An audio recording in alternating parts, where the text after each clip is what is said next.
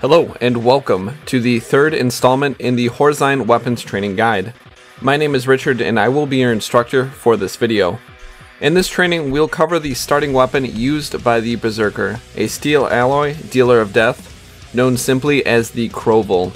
Developed by a small survival firm known as Gear Up in 2012, the Crovel is designed for the apocalypse, featuring a rugged steel alloy construction, sharpened and serrated edges, as well as being weighted for use as a short-range throwing weapon. While the original model was designed as a tool first, weapon second, the ones you will be issued are machined to a much higher combat standard.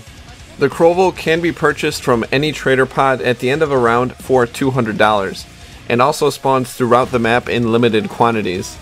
Since it is strictly a melee weapon, it has no ammunition, and should not be used as a throwing weapon due to its unreliable one-hit kill. Out of all the Berserker weapons, the Crovel deals the least amount of damage per hit, dealing just 49 damage with light attacks and 86 for heavy attacks.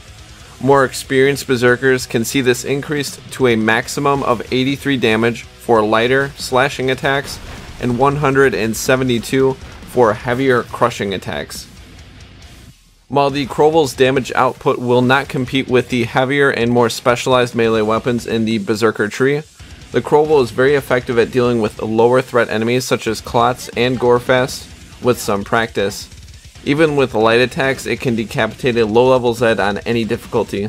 This, coupled with its next stat, makes it very proficient at clearing through swaths of trash enemies. The Crovel is an extremely light weapon, coming in at just 4 kilograms, and logically will have a very rapid attack speed. While using the weapon in a slashing fashion, you will be able to swing the Crovel 128 times per minute or 154 with the proper skills.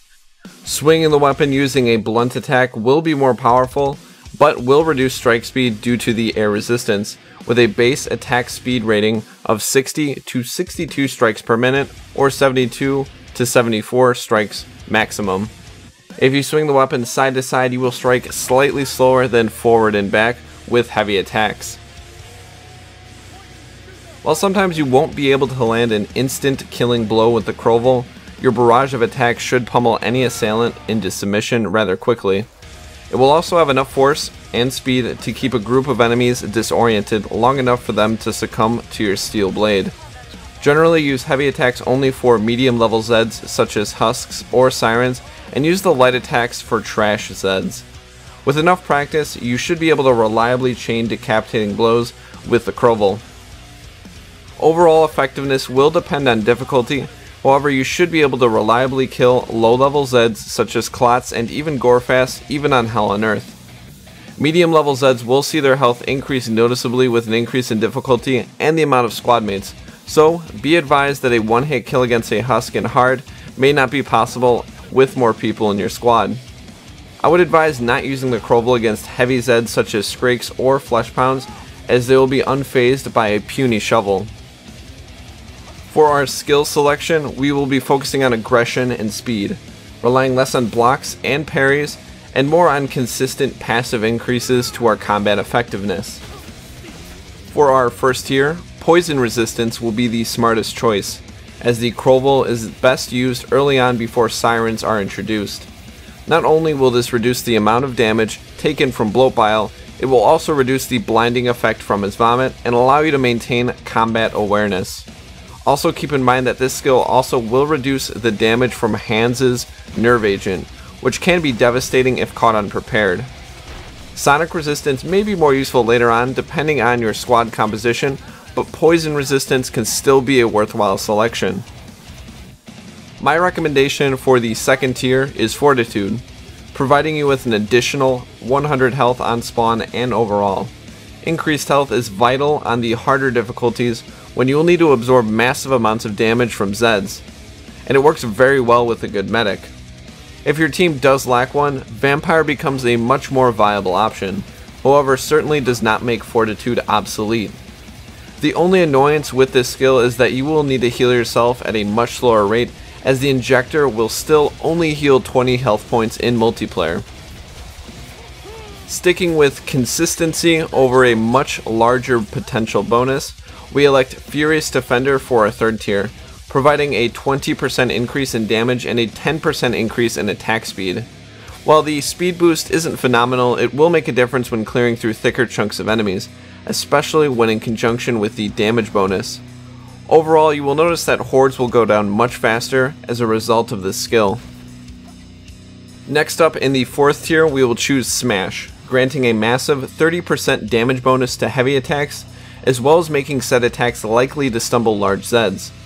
While heavy attacks are much more of a gamble with clumps of trash enemies, they are very effective at killing medium tier Zeds with a well-timed strike, being able to demolish the skull of a husk on most difficulties with ease. Getting used to enemy AI will also let you employ heavy attacks against lower threat Zeds effectively.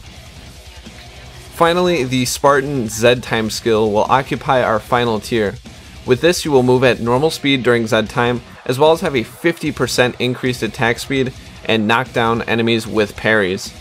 While the parry effect is generally much more effective against Skrakes and Fleshpounds, the additional attack speed can be used universally. Use this time to hunt down and eliminate pesky Zeds such as Sirens and Husks before they cause too much damage to your squad. It may not look like a weapon, but this multi-tool will definitely pack a punch. While it lacks the range and stopping power of the Eviscerator and other Berserker weapons, within its prime it will be devastating. Its only drawbacks being its ineffectiveness against Sirens and Husks on the higher difficulties. However, this can be countered with good timing and good teamwork. So for those of you looking to get down and dirty with some serrated steel, equip the Crovel and pry victory from the jaws of defeat. Thank you very much for watching. My name once again is Richard. Join me next time when we take a look at a Horizon exclusive weapon, the HM Tech pistol. And until then, farewell.